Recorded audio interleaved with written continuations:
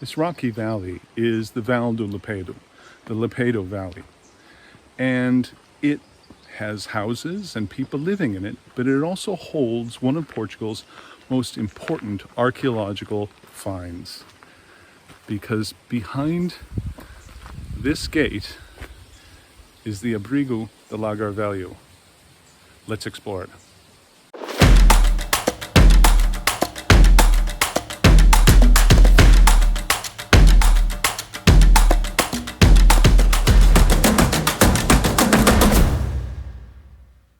The Lapedo Child was discovered in the Lapedo Valley, a canyon which runs through limestone rock to the west of the city of Leiria. It was found in a rock shelter, an abrigo in Portuguese, at the western end of the valley.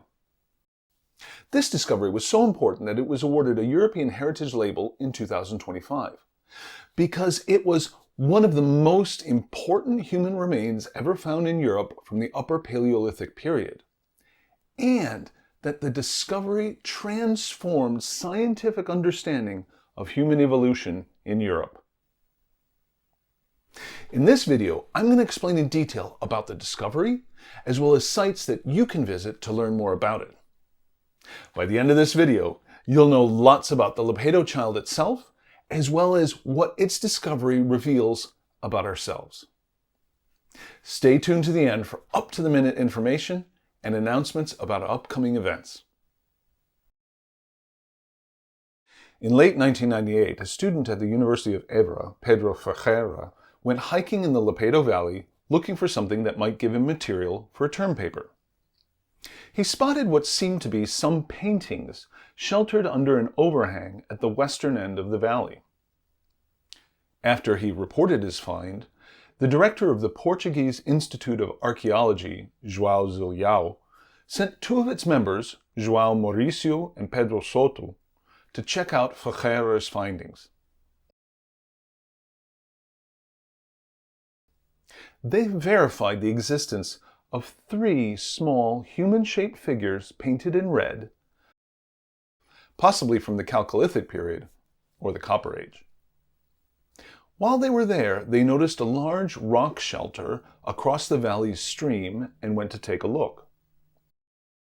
They saw exposed Paleolithic deposits on the rock walls and found animal bones and stone tools on the ground, which had obviously been disturbed in the recent past.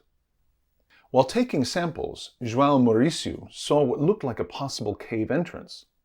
He dug a small excavation and found long bones that might have been human. The two reported back to João Zilhão, who then led a small team to investigate in December. They verified that this site was rich in Paleolithic deposits, bones, and stone tools. Cidália Duarte, an archaeologist with expertise in excavating human bones, identified the bones as human, specifically arm bones of a single juvenile human. João Zilhão immediately noticed that the bones were saturated with red ochre, which was known to be used in ritual burial. This would have been the first Paleolithic ritual burial found in Iberia and indeed in southwestern Europe. The team quickly came back to do a thorough excavation. More bones were found, indicating that the site contained a largely intact burial of a child dating back about 25,000 years. Teeth that were found showed that this was a child of about 4 to 5 years old, a modern human. The whole area was soaked in red ochre. Word quickly got out and earned the attention of the Portuguese press. Security was set up at the site, and the archaeologists worked quickly to retrieve all the bones before the site was disturbed. João Zilhão named the archaeological site the Abrigo do Lagar Velho, or rock shelter of the old olive oil press, after an abandoned press that was beside the shelter. The skeleton was formerly named Lagar Velho I, but it's more commonly known as the Lapedo Child, or Criança do Lapedo. In Portuguese, it's often referred to as the Menino de Lapedo, which means the Lapedo boy, but the gender of the skeleton was never determined. This discovery was important and newsworthy, as the discovery of a buried child from 25,000 years ago was very rare. Its announcement just before Christmas attracted attention in the press and the archaeological community, and the initial findings were communicated with other archaeologists. As detailed measurements and analysis was underway, however, some very strange findings emerged. Erik Trinkaus, an American paleoanthropologist who had been quickly brought onto the team by João Zilhão because of his extensive experience, noticed measurements that did not match those of early modern humans. In particular, the leg bones had measurements matching those of Neanderthal child bones. This was confirmed by Cédália Duarte. The obvious conclusion was that since the skeleton exhibited physical characteristics of modern humans, Homo Sapiens, as well as Neanderthals, Homo Neanderthalensis, that this child represented the mixing of these two types of humans. When this information was made public in early 1999, it attracted huge attention. There had been speculation about the fate of the Neanderthals, but the suggestion that they might have been absorbed by modern humans was explosive. In particular, the suggestion that humans like us might have interbred with another species, which at the time was still often thought of as subhuman, shocked and offended many. The press ran with the story, earning great attention, as well as stirring up resistance and rejection of the notion. This carried over into the academic world, with some archaeologists and paleoanthropologists taking hard lines against such a radical notion. It's important to note that Zilhão and Trinkaus never suggested that this one child was the result of a union between a Neanderthal and a Homo sapien. The bones dated back about 25,000 years ago, which was far more recent than the period in time in which Homo sapiens and Neanderthals had coexisted in Iberia.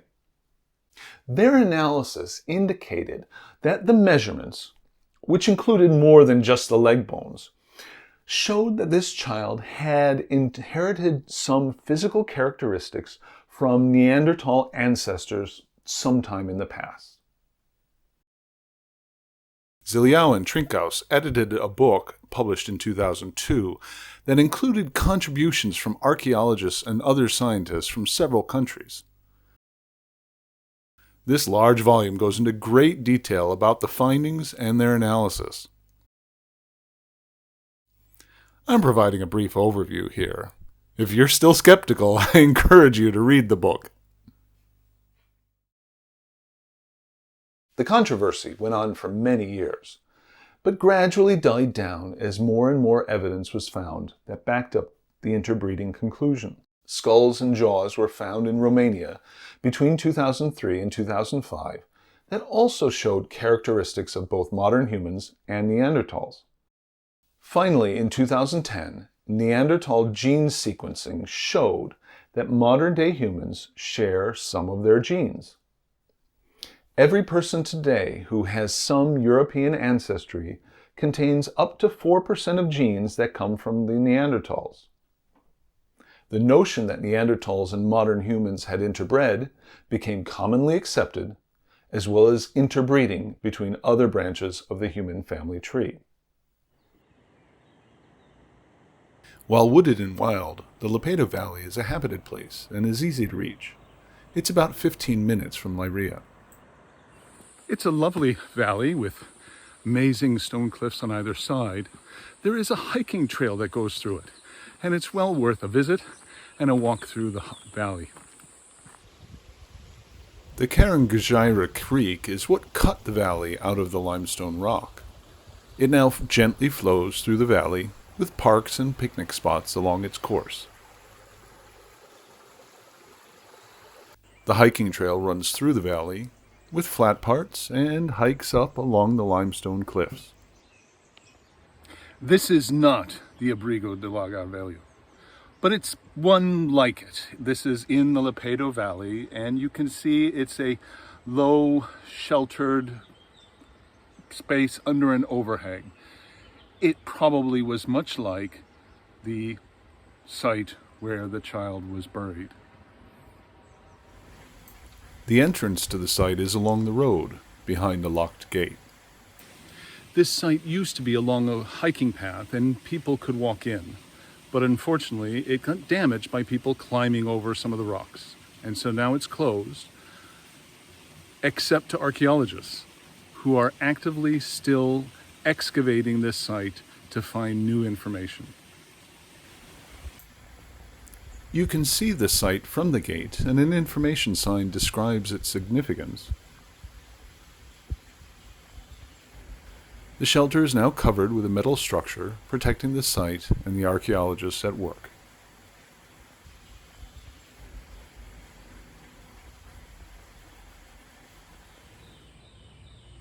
It's a little bit of a shame that we can't get any closer to this archaeological site. But the Criança do Lapedo, the main discovery, has been removed, so we wouldn't see it anyway. To see the child, you'll have to visit a museum. Perched on the edge of the Vale, an interpretive center of Lagar Velho tells the entire story of the Lapedo Child and the ongoing excavations. This simple museum has no admission, but plenty of information. The displays are only in Portuguese, but even the visuals are impressive. There's a replica of the skeleton and a reconstruction of the skull fragments.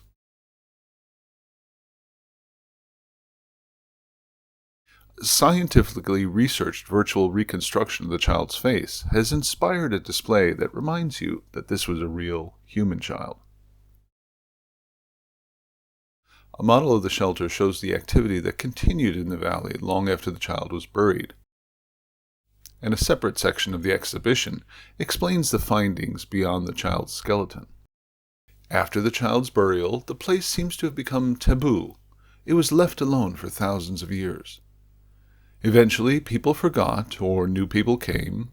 The spot was reused, and activity came back to the shelter.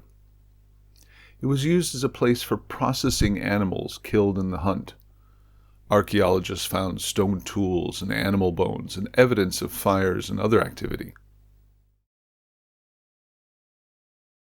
Just a few kilometers away from the valley itself, the city of Leiria has an excellent municipal museum.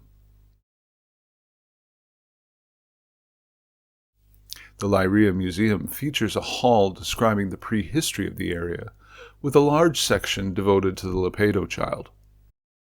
Illustrations put a human face on the child, while a video display shows a reenactment of the child's burial. The story of the Lapedo Child is more than just an archaeological discovery.